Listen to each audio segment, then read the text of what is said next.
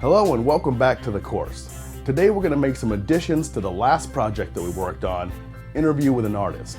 So let's go back into iMovie and make some edits that'll enhance the overall quality of our video project. So here we are where we left off in the last lesson. Let's play through to see where we're at.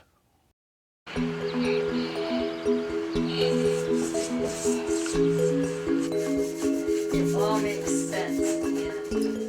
I had, as a young child growing up in a family, a very creative family of musicians and creatives. My grandmother was, both grandparents who I grew up with were from Italy, and she was a dress designer and my grandfather was a cobbler. This is looking good, but I want more of the interview. So I'm going to import a longer clip of the same interview. We'll bring this new clip into the event titled Interview.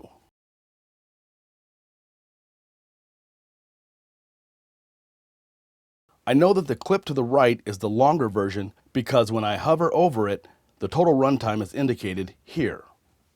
Shorter, longer. I'm also going to use a picture of Marcia as a child to support the point that she makes. I'll put that clip into the event titled B-roll. Now let's swap out that shorter clip for the longer one. First, let's take out that dissolve. Click the highlight and delete, or backspace. Same with the interview clip. Highlight and delete. Now we'll add our new clip.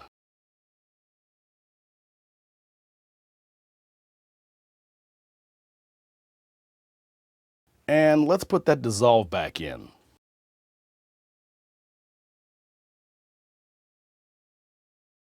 We had originally made that dissolve longer, so let's do that as well.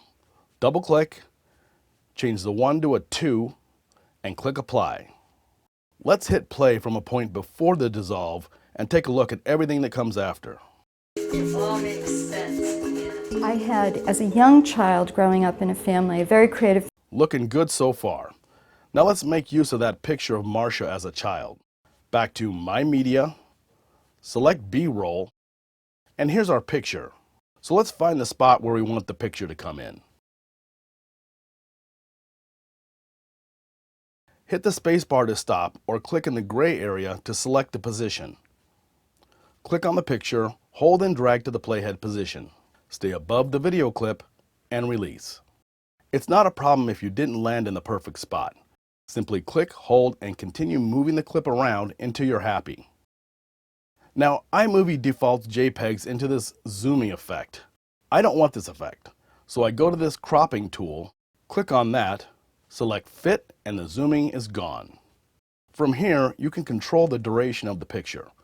Go to the end of the clip and hover over until you see these two arrows appear. Click, hold, and drag to your desired length. Let's play through the picture to decide where we want to go back to Marcia on camera.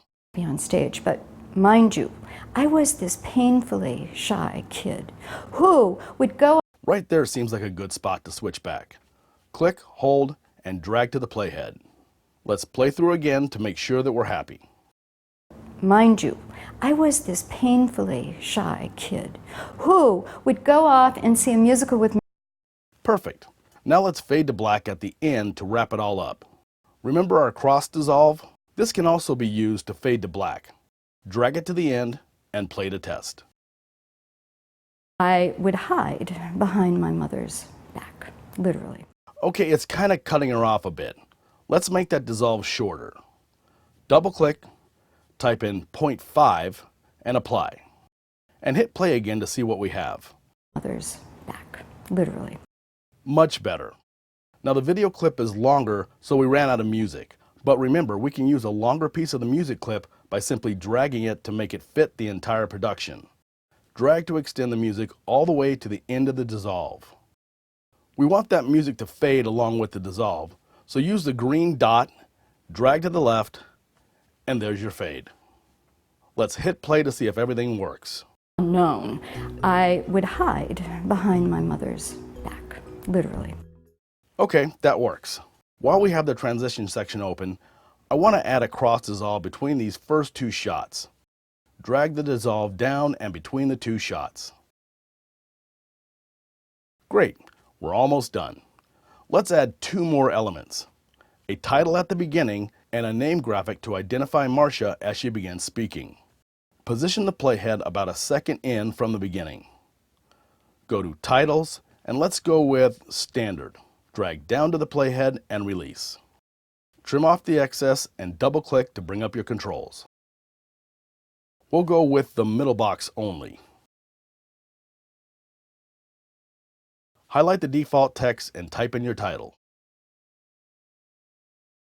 Double-click in the gray area here to finish. Let's see what that looks like. Hit play.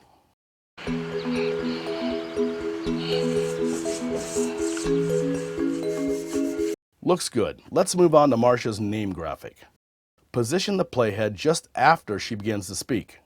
This time let's use standard lower third. Drag to the playhead. Double-click for controls. We'll just use the upper box for today. Type in her title,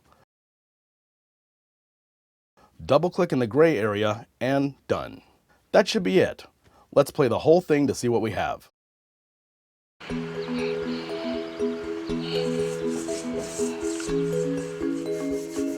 all makes sense. I had, as a young child growing up in a family, a very creative family of musicians and creatives. My grandmother was, both grandparents who I grew up with were from Italy, and she was a dress designer and my grandfather was a cobbler or a shoemaker. And so the encouragement of a lot of family members, aunts and uncles, were musicians. So I really wanted to be on stage, but mind you, I was this painfully shy kid who would go off and see a musical with my mother and come home and get on the kitchen table and just let it roll, let it rip. But if anybody, a neighbor, a friend, or God forbid some unknown, I would hide behind my mother's back, literally. And there you have it. Everything you need to create a documentary of your own. If you'd like to watch Marcia's documentary in full, there's a link in the description that'll take you to my YouTube channel. I strongly encourage all of you to go out and start your video project. You don't have to be perfect, just start. Thank you so much for being here, and I'll see you in the next lesson.